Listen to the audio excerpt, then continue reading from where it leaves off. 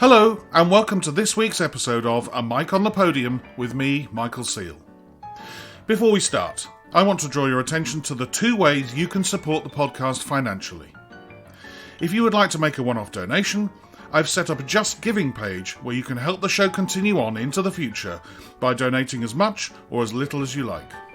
Alternatively, there are 6 different levels of subscription starting from just £5 a month over at patreon.com/A Mic on the Podium.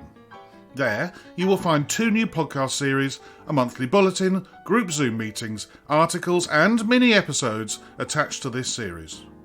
The details are in the show notes below, and I would greatly appreciate any help you can manage. Today, I conduct a conversation with a conductor who has a truly international career, guest conducting all across the globe whilst holding chief conductor positions in either Sweden or his native Finland almost constantly since 1998. It is a very great pleasure to welcome Hannu Lintu. Hannu, lovely to talk to you today. How are you? Oh, I'm fine, Mike. It's going to be a very beautiful autumn day here in Helsinki. And you've just started your season again That's after true. lockdown. Yeah, after lockdown, we had 2 weeks with reduced orchestra and reduced audience as everywhere. Yes. And we had musicians were, of course, overwhelmingly happy to come back to our beautiful hall here, Musiikkitalo, and of course we are happy to play live on TV every week, which is rare. So people are very excited, and I'm glad that we are back, because we are the orchestra of the whole Finland, of this country, not only in this city, but we are visible in everywhere in Finland and abroad as well. So we had great concerts with Karita Mattila, the wonderful Finnish soprano. We did Wagner Westendonk-lieder, and in the first concert we had great Finnish tenor Tuomas Kateela, who is also singing in London at Covent Garden. We did Britain Nocturne. Oh, lovely. And some great stuff, Hindemith, concert music for brass and strings, we did Pulcinella, this kind of chamber orchestra, repertoire, and also this weird stuff, which you very seldom get chance to play. And we had great fun.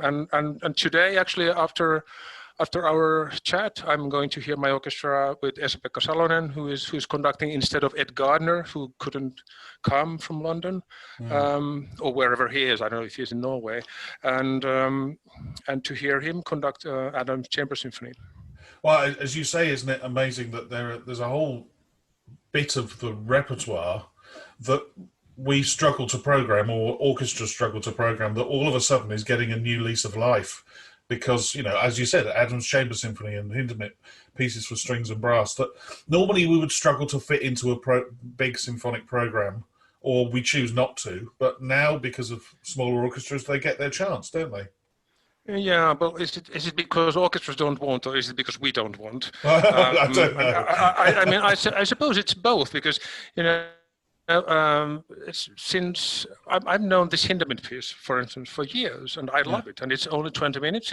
It's easy to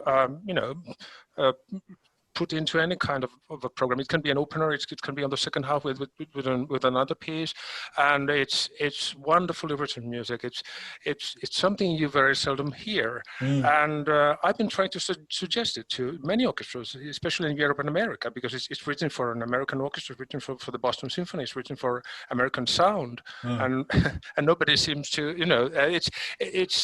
they're not interested, and I understand them. I mean, but we all need to have our list of awkward works, which we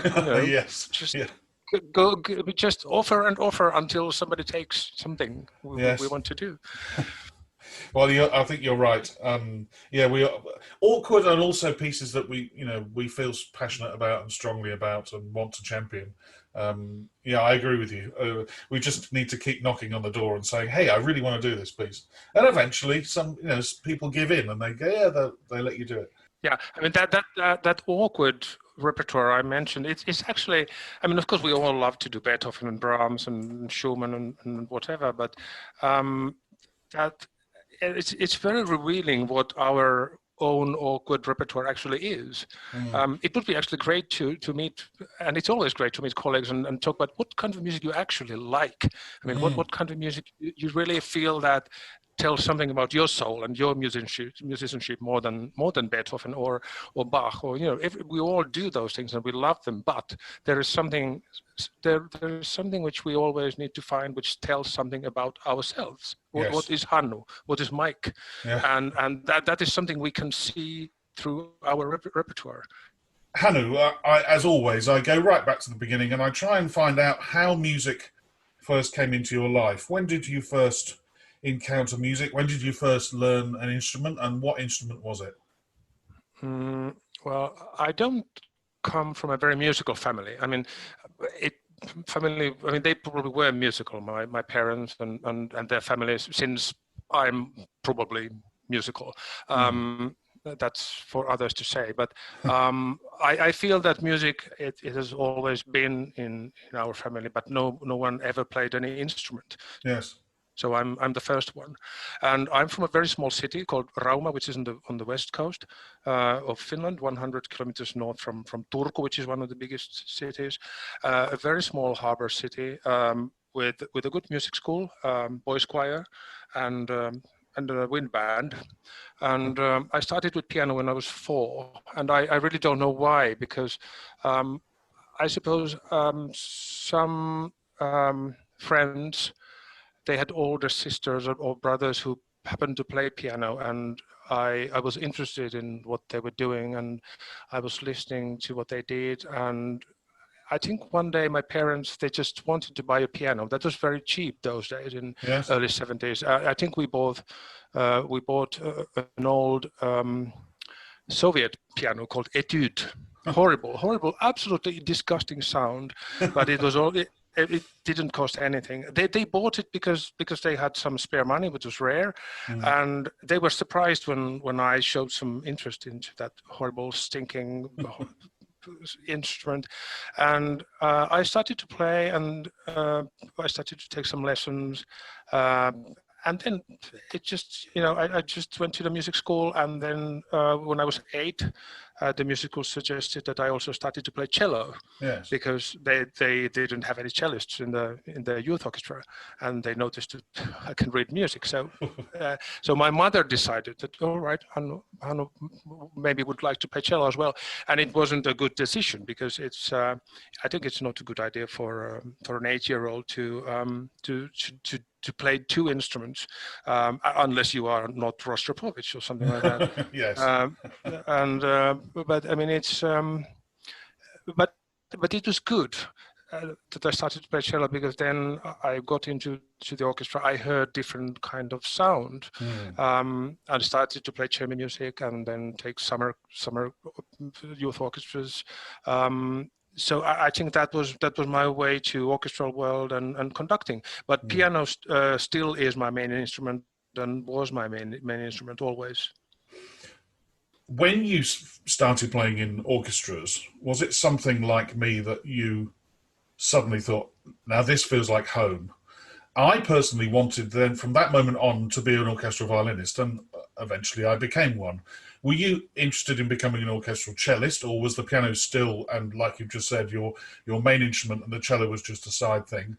Or did you want to be involved in orchestras, but in a different way, i.e. conducting?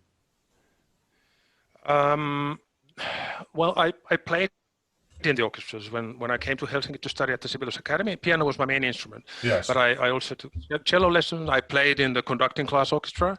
Yes. I did gigs in different orchestras in Finland and Helsinki. I never found.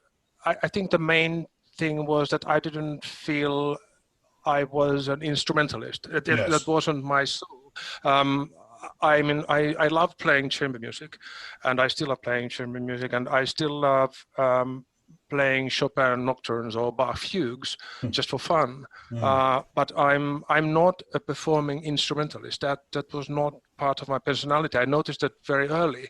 But I wanted to play because I enjoyed playing, but I didn't enjoy performing as an instrumentalist.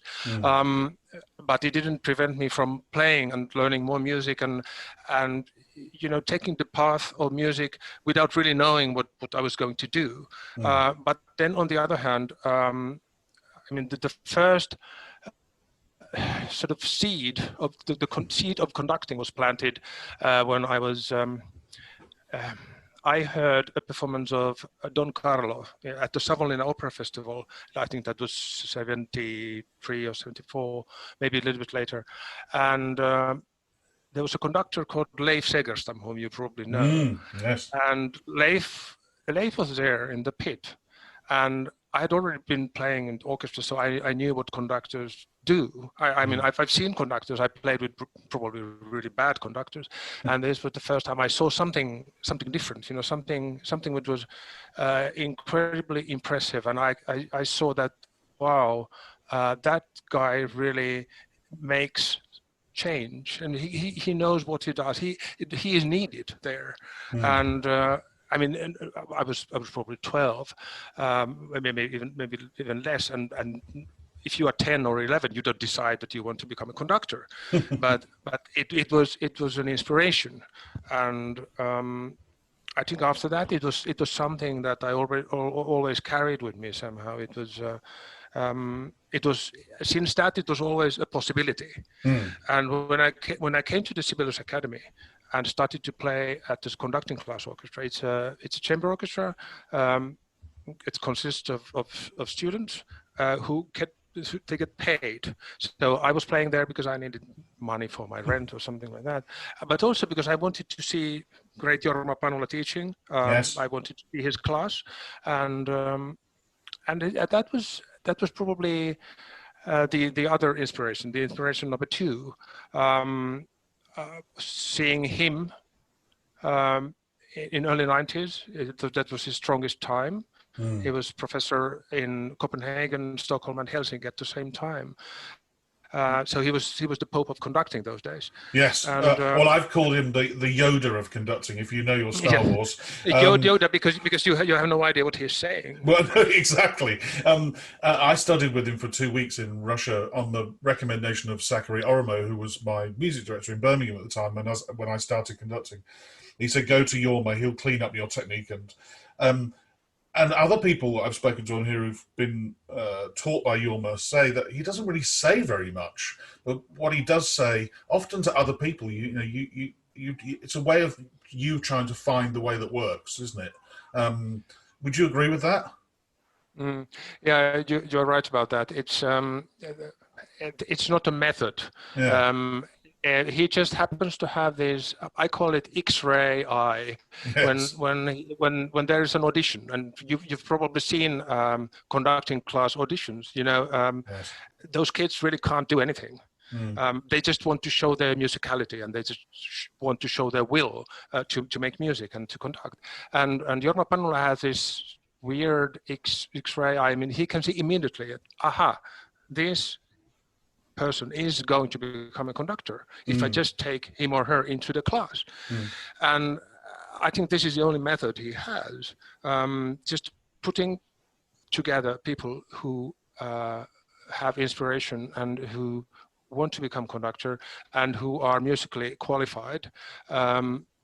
Just put them together, and they will teach each other somehow. It's just like Jesus and his disciples. We were just there, and we were just teaching each other. We were talking with each other. We had long chats. We were talking about history, philosophy, politics.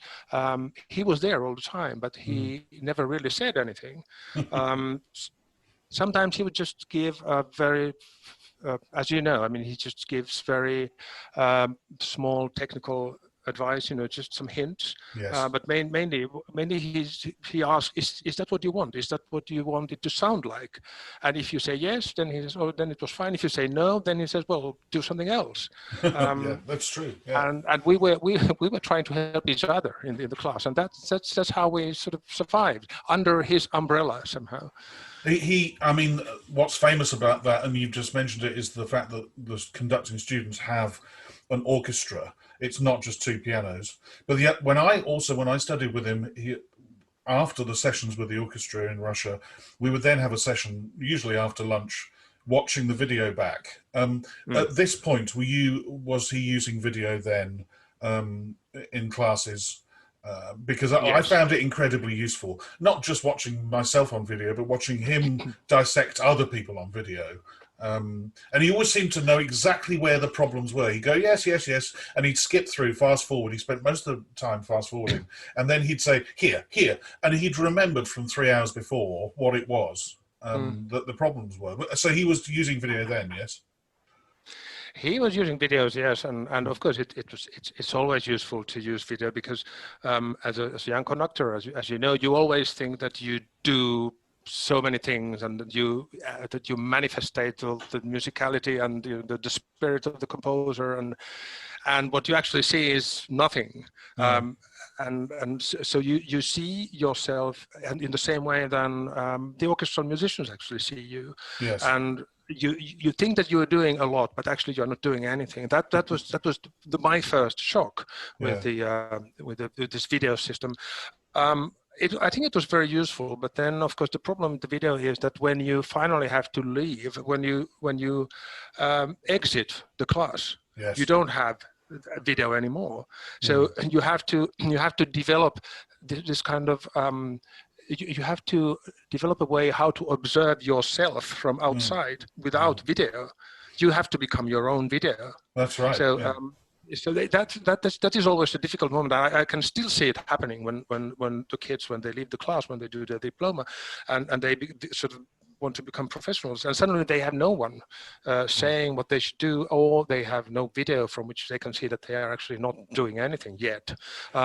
So it's this is something you should always remember to tell the students that don't get somehow don't get too dependent on the video.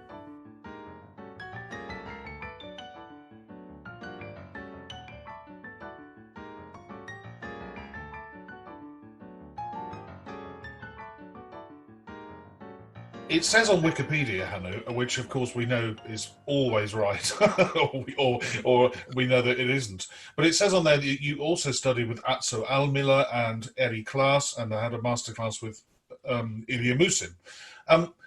You, since 2014, you've also been a visiting professor back at the Sibelius Academy in conducting and teaching. What elements of those 3 or 4 names, if you include Jorma, do you use when you teach the young conductors now in Helsinki at Sibelius Academy? And do you also add in, of course, your many years of experience of conducting? What's your approach now when you teach them? All those teachers you mentioned, they're different. Atso Almila was my first teacher. From him, I learned the technical basis. He's really good at that. Then there was Jorma. Then Jorma retired, and there was Eri Klaas, who was really teaching very much. And he was saying lots of things.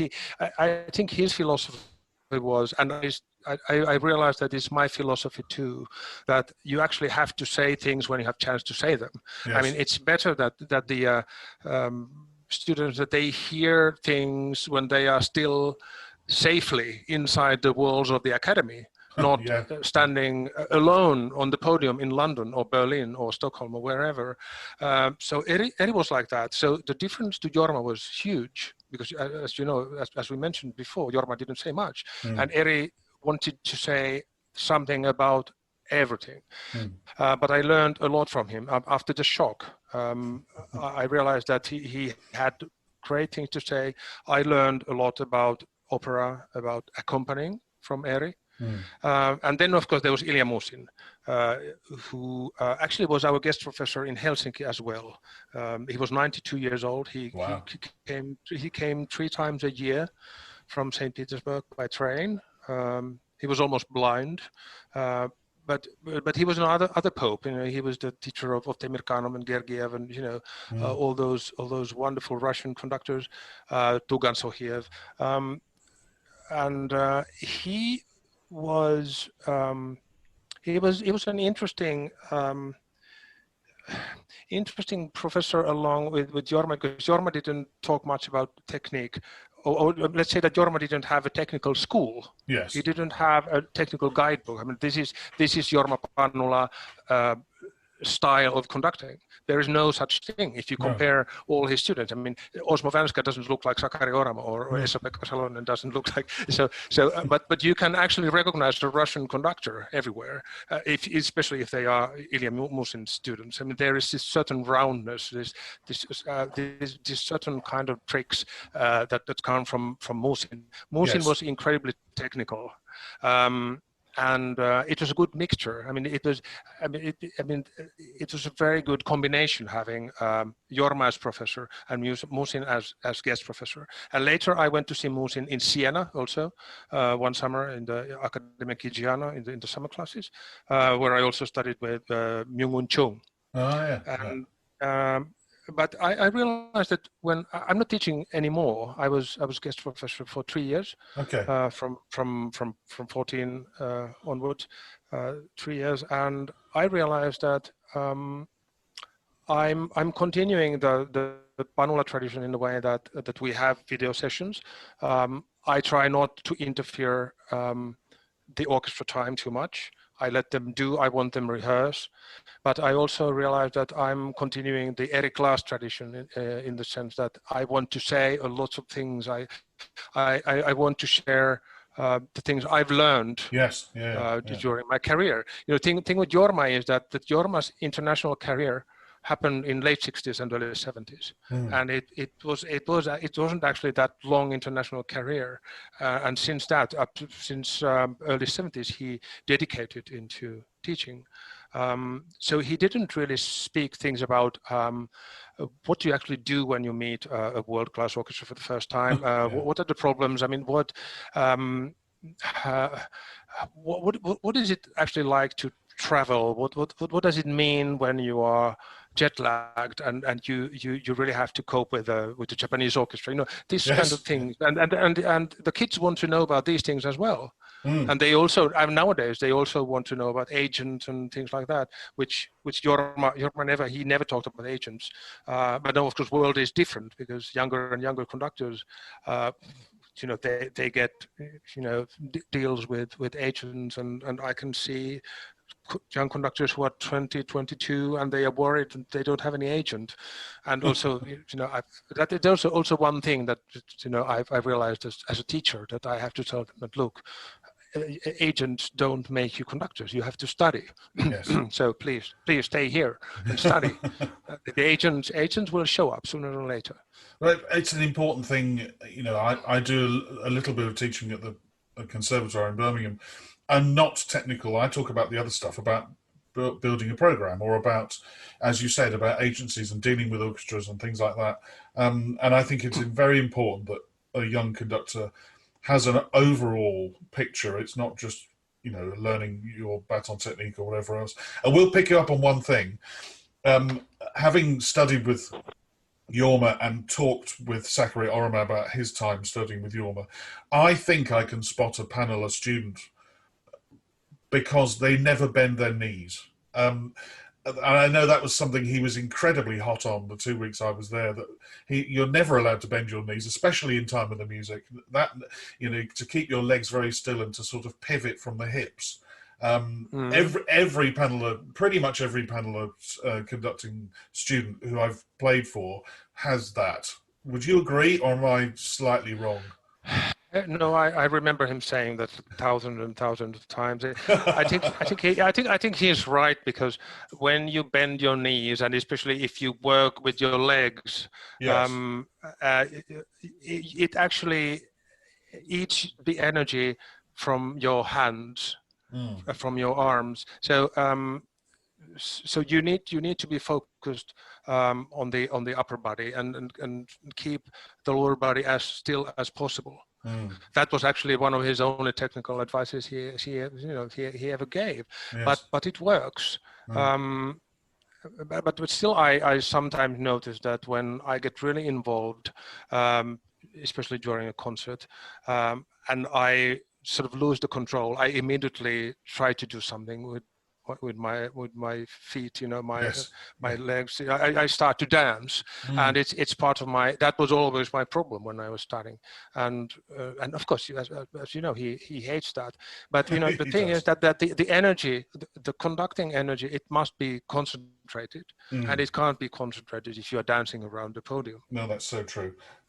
So, having had all of those studies with those four great conducting teachers, you win the Nordic conducting competition in 1994. Was that the first big thing that happened after finishing at the Sibelius Academy?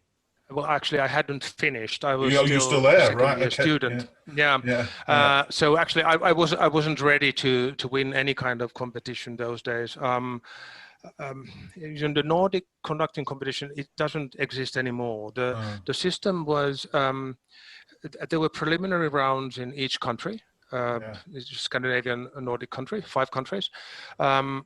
And then winners of those preliminary national rounds, they were sent to finals somewhere in Scandinavia. This time it was in Bergen, Norway, and so I was representing Finland. Yes. So so I was the only Finnish contestant, and well, I mean. It was interesting because the chairman of the jury was Rostropovich. I don't know why. I still can't understand why it was Rostropovich, because otherwise it was a very Nordic competition. And meeting him and getting chance to talk about music and cello playing, whatever, with him also later meant a lot. But it was also a disaster because I happened to win, because I wasn't ready I wasn't ready for all those gigs after that. I was a second year student, and I was standing in front of Swedish Radio Symphony or Oslo Philharmonic, orchestra like that, and I wasn't ready for it.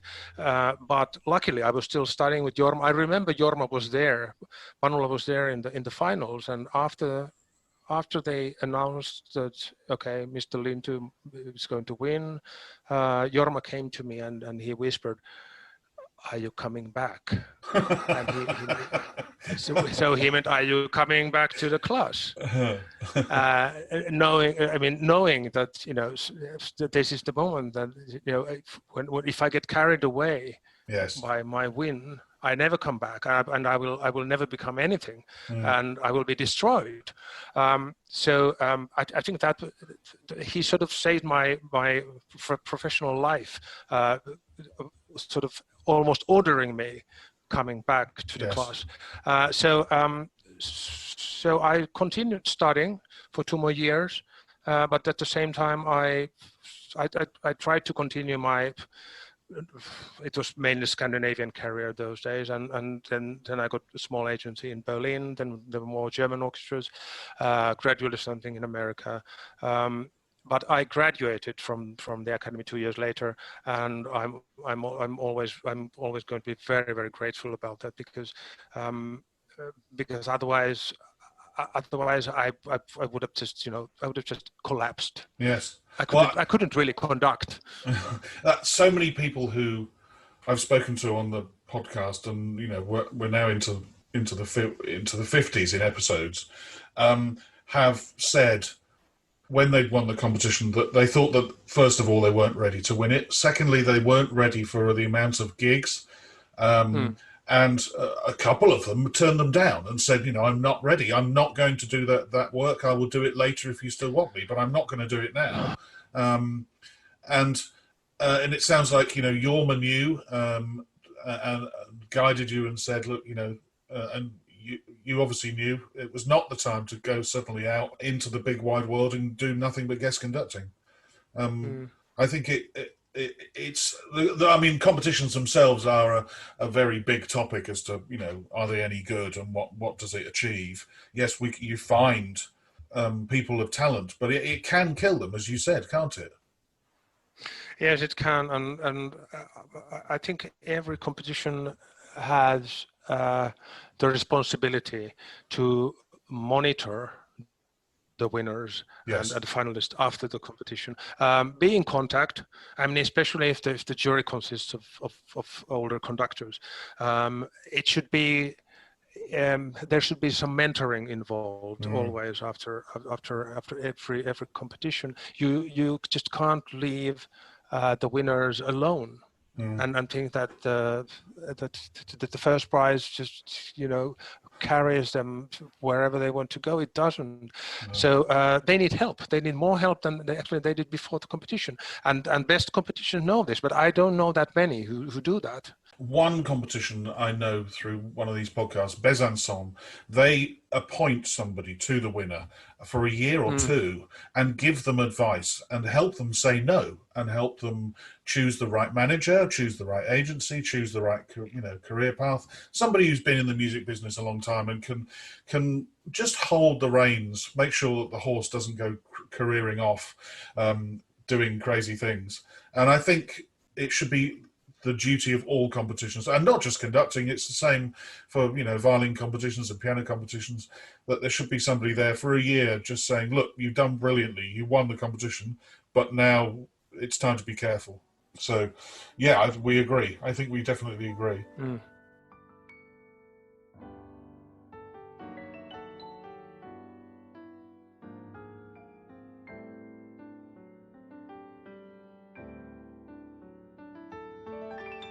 Your early jobs, Turku Philharmonic Orchestra for 3 years, and then Helsingborg, is that how you pronounce it, in Sweden? Yeah. Chief there, and then Tampere back in Finland, and then you became principal guest of Finnish radio, and then chief, which you still are.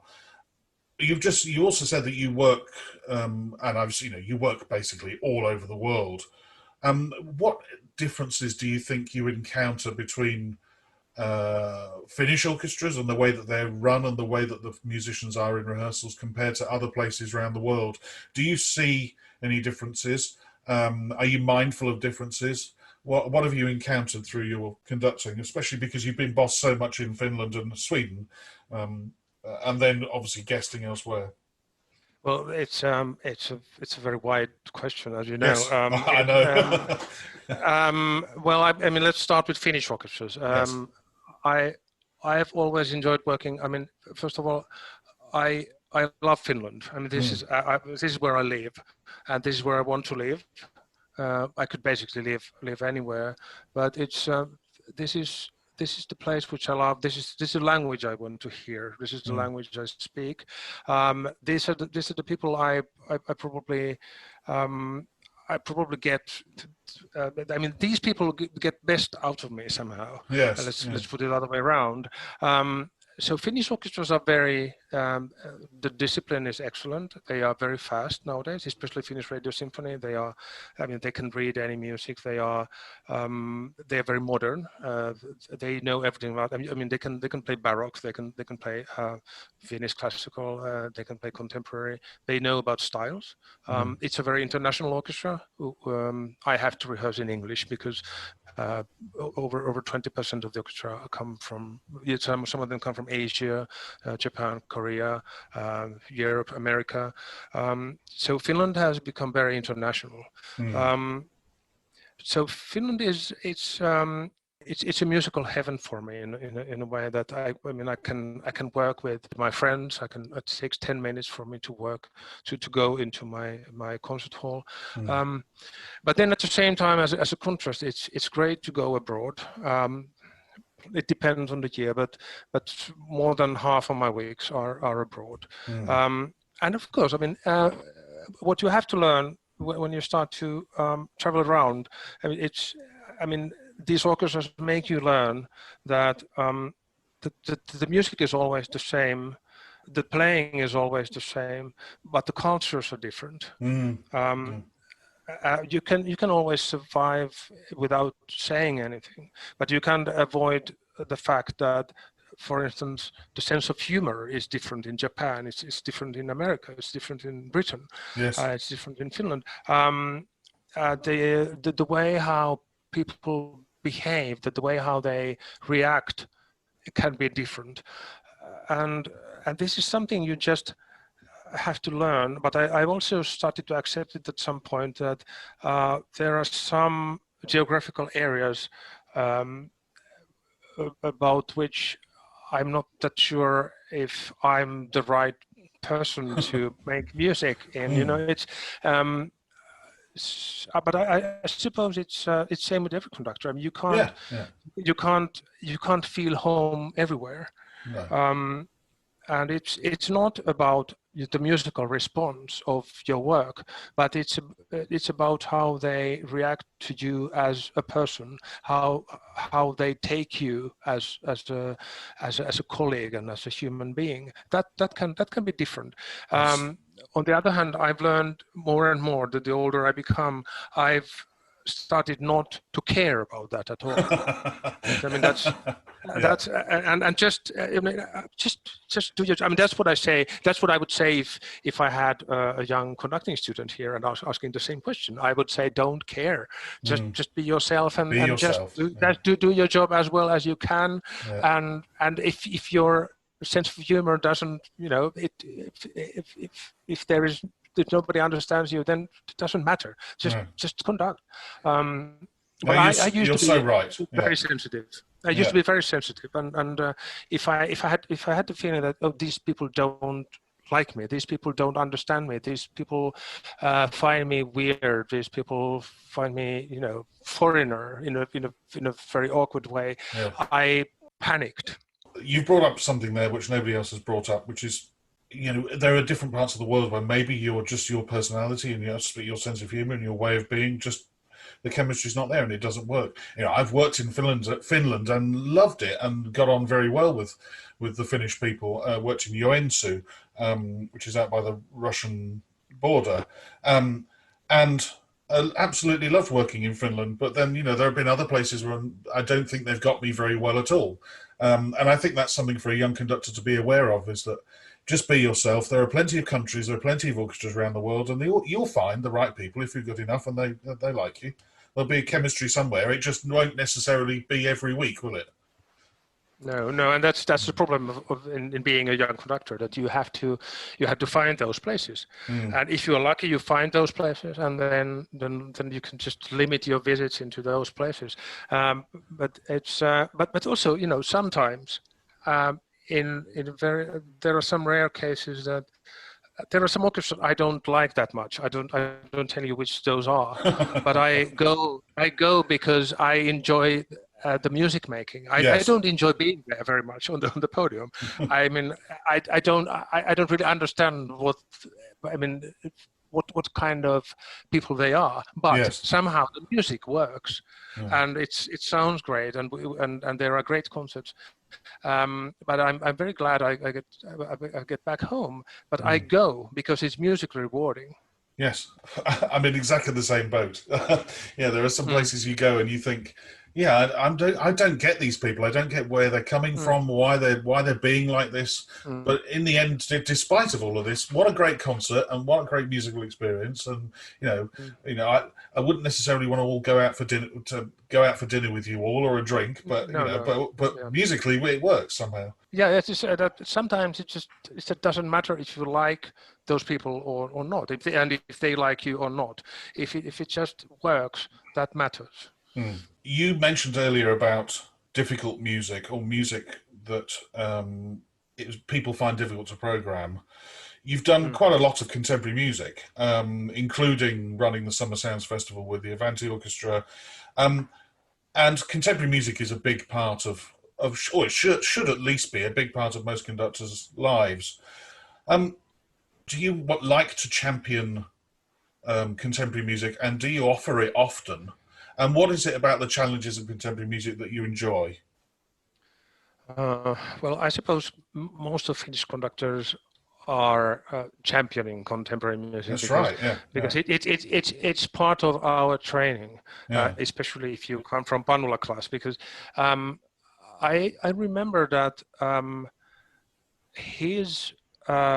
the repertoire in the class when I was studying was basically, we had to start every season, every new season with Haydn, because he hates Mozart and he hates Beethoven. So it was Haydn. Haydn is his composer, you know. Right. Yeah. so this earthbound, countryman Haydn. So we did lots of Viennese classical, with lots of Haydn. We did lots of Sibelius, of course, because that's our music, and those scores are, as you know, they are incredibly difficult. And the earlier you start, the better. And then the third was contemporary music. We always had to do some contemporary music at the class. We had to work with young composers in the composing class. So we had every year we had some kind of a lab together, and they had their small pieces, and we played them. And since that, I've always appreciated talking to composers, because I feel that understanding how composers think. I mean, if you know how living composer thinks, you can also understand how dead composer might have been thinking. Yes. If you understand how Eino Juhani Rautavaara composed his piece, what was he thinking? What was his inspiration? If you understand how Magnus Lindberg is composing, you probably understand more how Schumann was composing, or how Beethoven was composing. I think composers are our key to the past as well. Yes, yeah. I've never thought about it like that, but it's so right. And I would imagine it also helps living in a country that, every time I've been to Joensuu, which I think is 3 times now, there's been a piece of contemporary music on the program, or they've not been frightened to program it. That the audiences aren't frightened of contemporary music. No. And I think that's, that must be a big feature as well, coming from that Finnish culture where they're not frightened of hearing the latest thing, and they're open to hearing it and experiencing it. Actually, in Helsinki, I've noticed that if we program, let's say, a program with a Mozart overture and a Schumann concerto and a Sibelius symphony, the concerts are necessarily not sold out. But if we do Lutoslavski and Lindbergh and some bird whistle, everything is sold out. So people are interested in new things, but of course at the same time, I mean, if audiences here are the same than anywhere else, they love their Tchaikovsky, they love Brahms, and they love Beethoven, of course, and you have to give those composers them as well. But they seem to take contemporary music very well.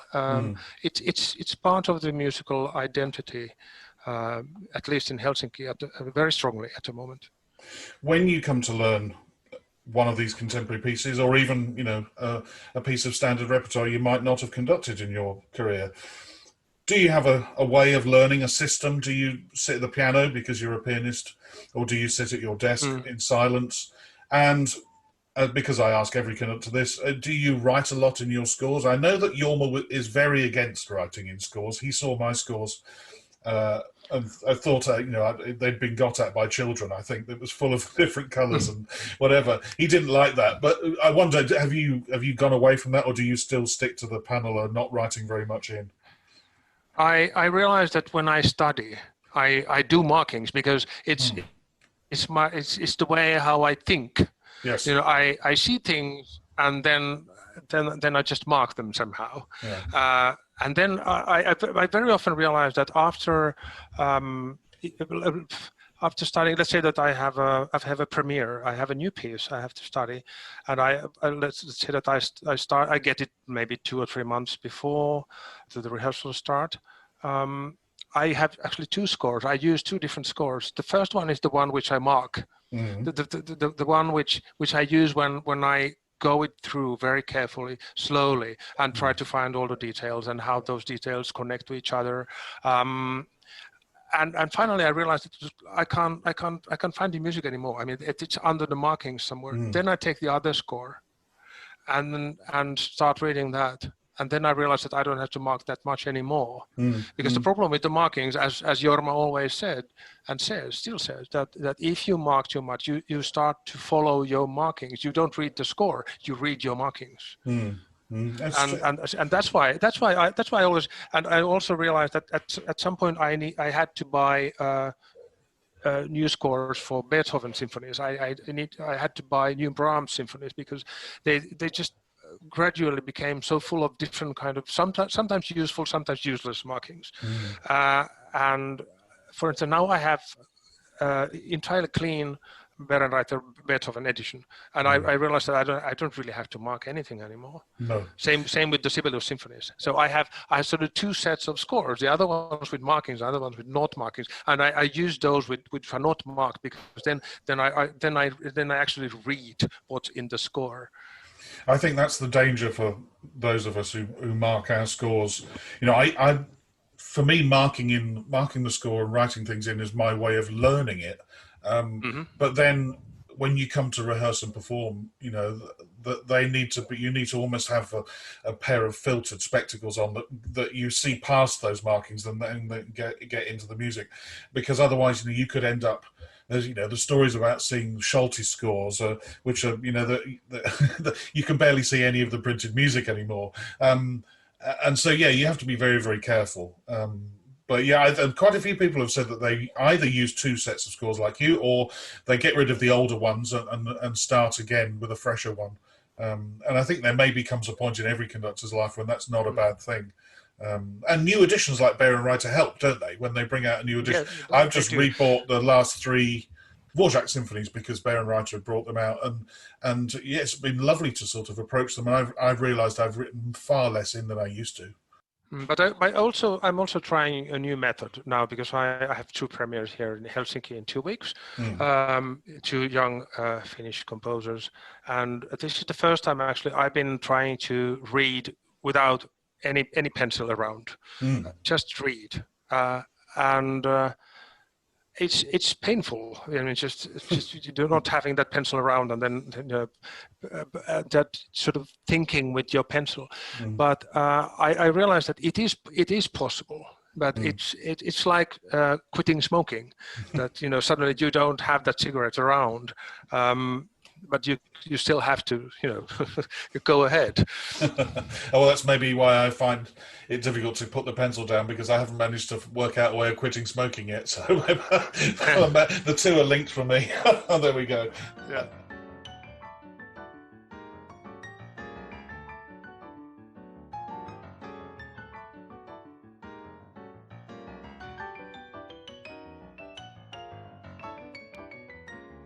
Hannu, it's 10 questions time, and by now you'll probably know that the first 2 questions are: what sound or noise do you love, and what sound or noise do you hate?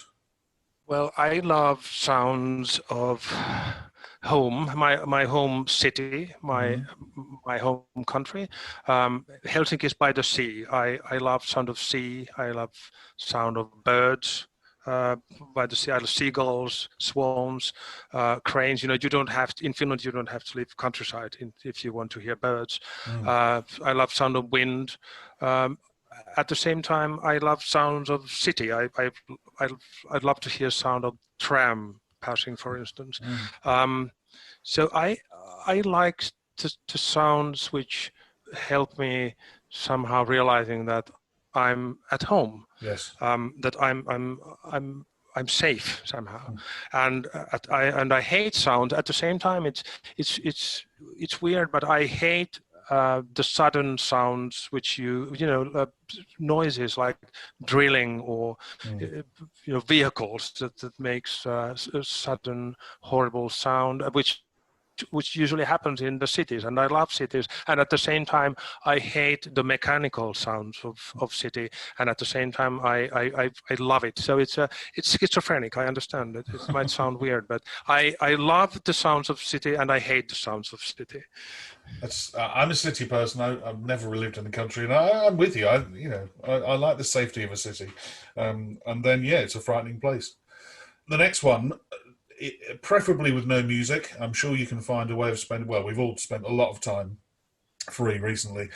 If you had 24 hours free, what would you spend it doing? I would probably go sailing. Ooh. Alone.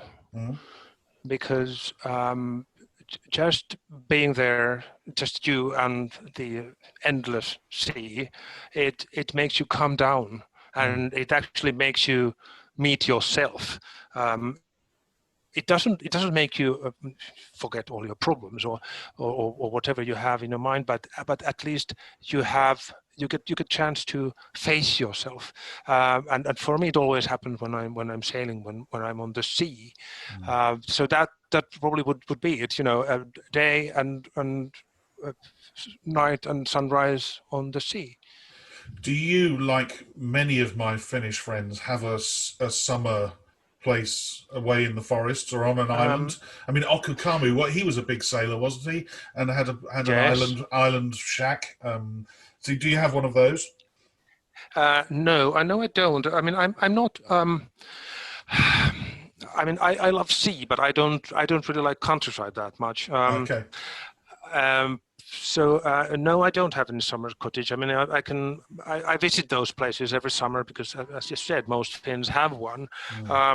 But I got into sailing as I told you earlier. I'm from a very small city by the sea, and sailing was actually the only thing for a kid to do, except playing ice hockey. I mean, the hockey and sailing, and I did both. But sailing is still something. It's different than my father, for instance, who he comes from Karelia, and he had to leave his home when Soviet troops took his home in 1939. He was born by one of the biggest lakes in Europe, Lake Ladoga, which is now in Russia, and then he moved to Rauma, where I was born, which is by the sea. And I always saw that he was afraid of sea because he was born by the lake. And so I have the same, but other way around. If I'm by the lake, I'm afraid. Brilliant. The next one, I'm sure you can have more than one. Who would be a favourite conductor of Yesteryear? Well, let's say that recently I've enjoyed Jascha Horenstein a lot. I mean, some of his Mahler recordings are something very, very special. I mean, nobody does Mahler like Horenstein. I've recently enjoyed Artur Rodzinski. I just listened to his Tristan.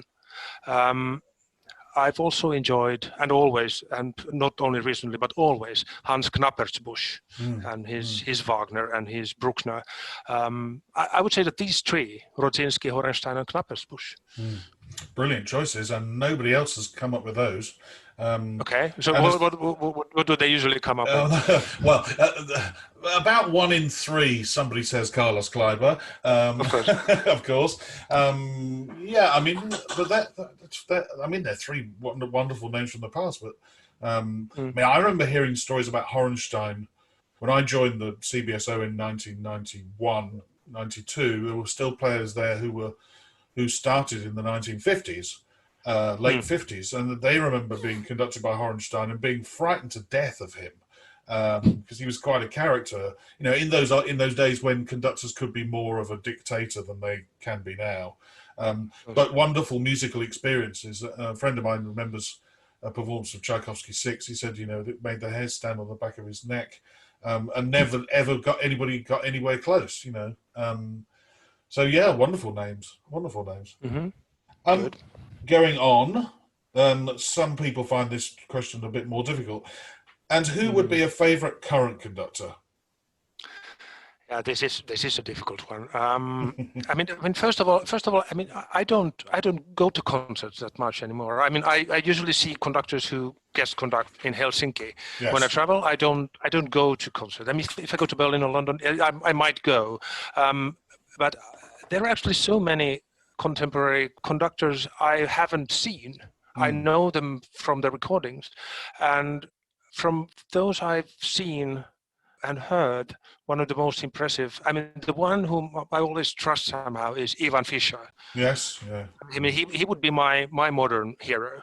Other names you won't get. I mean, he's the only one I would say that I always, whenever, for instance, I see that he has recorded something, I'm almost sure, and I'm always actually 100% sure that it's full of musical invention, but it also respects the tradition, and especially if he works with his own orchestra, the Budapest Festival Orchestra, it's also sound-wise they are something very special, something I, this clarity and full sound at the same time is something which I really would like to achieve myself one day as well.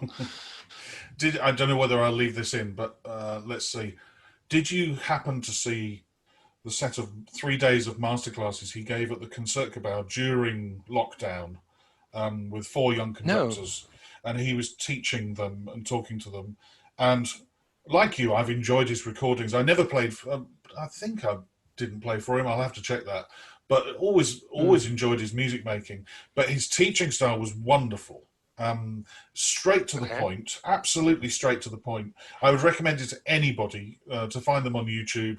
There are 3 or 4 days of I think there are 4 days of masterclasses he gave with the Concertgebouw, with one of the first things back with a socially distanced orchestra.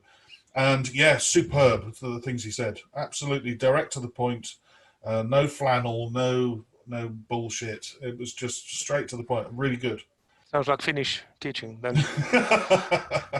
Yeah, probably. What is the hardest work you have ever conducted? Technically, it's probably something by Sir Harrison Birtwistle. Something like Secret Theatre or even Earth Dances, something like that. Yeah. Because the score is very complex to read, but also from the technical point of view, you actually have to organize every bar somehow. You have to organize every measure. Well, how do I actually beat here? It's not only in 4 or in 3, but it's actually inventing all the time different kinds of methods how to go on, and it's fun, it's rewarding, but it takes lots of time. But actually I always feel that conducting second Viennese school is very difficult. Yes, technically also Webern and Schoenberg. A little bit of the same thing than with Sir Harry, that every bar needs a special technical attention. Otherwise, of course, I mean, there's lots of contemporary repertoire which is difficult, but especially Birtwistle, I think, is something unique in that sense. But I mean, earlier, emotionally, I don't know. I mean, earlier I tended to be quite emotional about certain pieces because I was young, so I made them difficult because I was emotional about them. Yes.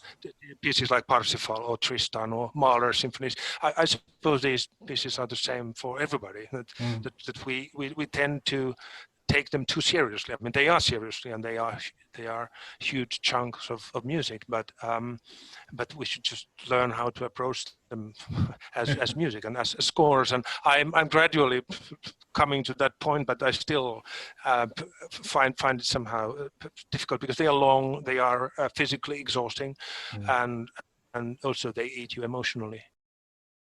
When traveling abroad to conduct, what item could you not leave home without? Well, there are probably plenty of things I don't survive without. But I always have my own pillow when I travel. It's modeled for me. Yes. Personally, for me, so that it supports my neck and my head, because I tend to get serious problems otherwise. This is actually quite new, but I suppose the thing I have had with me from the very beginning of my career, of my traveling career, is Swiss Army knife. I'm probably not the only one who is traveling with a Swiss Army knife. You need it every week for something weird. Or maybe not even weird. I mean, sometimes you open a wine bottle, sometimes you peel an apple, sometimes you have to fix the curtain in your hotel room, and it's something you need to have around. Well, I agree. All the time and everywhere. I have one in my packing my suitcase. Of course, you only make the mistake once of packing it in your carry-on luggage and then having to throw it in a bin at an airport. But yeah, I always carry one. And I'm beginning to. You're not the first person to say that they take their own pillow. I might start doing this. I think this is.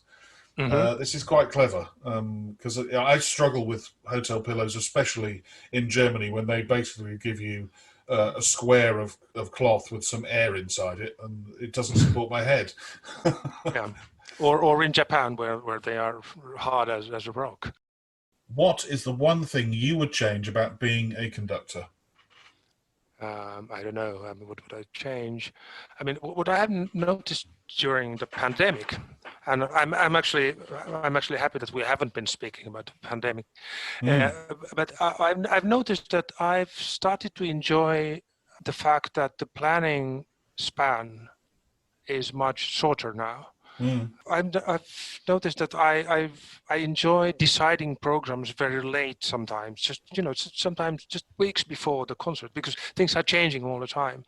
But I've started to like it because um, then you get chance to program something that you really uh, love at the moment, something you really have need to do. Mm. Um, and also you get chance to react to what is happening around you. You get chance to react to what orchestras want, react to what audiences seem to want right now. So that this is something I would like to keep Mm. in some way, to be able to be flexible and fast in programming, and not telling that in January 2024 I will do this and that symphony and Leonora trio overture and this and that Mm. concerto, but maybe deciding much later what you actually want to do and what the orchestras want to do, and that might result programming which is a little more linked into our time and linked into what happens in the society and what people feel at the moment. I might be wrong, but I feel that there's something here which I would like to explore a little bit more. I think with symphony orchestras, that's potentially not going to be a problem. I think that most symphony orchestras are deciding things only weeks or a couple of months in advance. I think the problem comes, and it will still come with things like opera, because the amount of people involved with having to plan an opera. But I find it interesting, yeah, that it gives you a chance to play some music that's more current, and linked to what's going on in the world right now, rather than, as you said, I'm going to be conducting Mahler's Seventh Symphony in March 2025. That that's the way it worked beforehand, didn't it? Yeah, maybe now we would like to react to something like Black Lives Matter, or Yeah. I don't know what that would be, but maybe African American composers. I don't know, but Yeah. now, but then we could do it faster. Yes. Yeah. No, I think it could happen, and it is happening right now, because nobody knows when Sure. they're going back to normal, whatever normal is going to be. What profession other than your own would you like to attempt? Well, there was a time I wanted to study political science, but I'm not really interested in anything else than conducting. I think this is a very difficult question for most conductors. Maybe you have noticed that, but I've always been interested in how societies have developed, why they have developed and by whom, and that's why I follow closely politics especially in my own country. So I think that's the reason why I wanted to study political science. I think I ultimately wanted to become a diplomat, Mm. but with my temper, that probably would be impossible thing to do. But yes, it would be something like that. I would, if I had to stop conducting, I would go to the university. I would study something: history, Yes. politics, literature, something like that. Something peaceful. Yes. Well, I think you're right. I think a lot of conductors have found it difficult to answer this question because conducting is so all-consuming. But the reason for Yes. asking the question is to find out if people had a space or a world that they go to away from music. Whether it be somebody who loved art and wanted to be an art restorer, or there have been plenty of conductors who have come on here and said that they wanted to be a pilot because they've learned to fly whilst being a conductor, and it was a way of finding out whether somebody had a personality away from the podium, and. But you're right in what you're saying is the fact that conducting is so consuming of the time and of your energies. But yeah, it sounds like if a political debate program comes on the radio, you're going to sit and listen to it because you're interested, and that's great. If the world were to end tonight, what would be your choice of final meal and drink?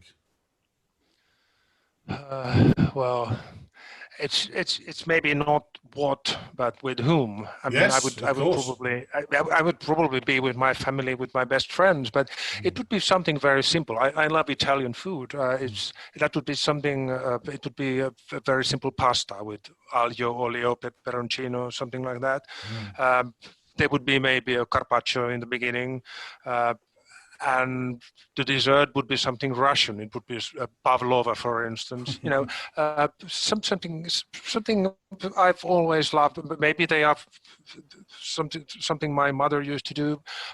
They are something we do at home all the time. Something which is and something which I always love. When I go to Italy, it doesn't have to be more complicated than that. But then I would certainly need my family and friends around when I have that meal. And Italian red wine or anything else that Yeah, you like? that would be a Barolo. Yes, absolutely. Oh, what a wonderful choice. I like a Barolo. Hannu, it's been wonderful. Absolutely wonderful. I've loved chatting to you. Likewise. And I hope very much to see you soon in the future. Same here. Thanks, Mike. A Mic on the Podium was devised and produced by Michael Seal, with music by Ben Dawson. Next time, I chat with a British conductor who started his musical career as a rehearsal pianist, but then quickly entered the world of opera. He has been a music director in both Norway and Belgium, and is currently music director in Italy and the United Kingdom, as well as presenting some superb documentaries about the world of opera and singing on BBC television. Until then, bye-bye.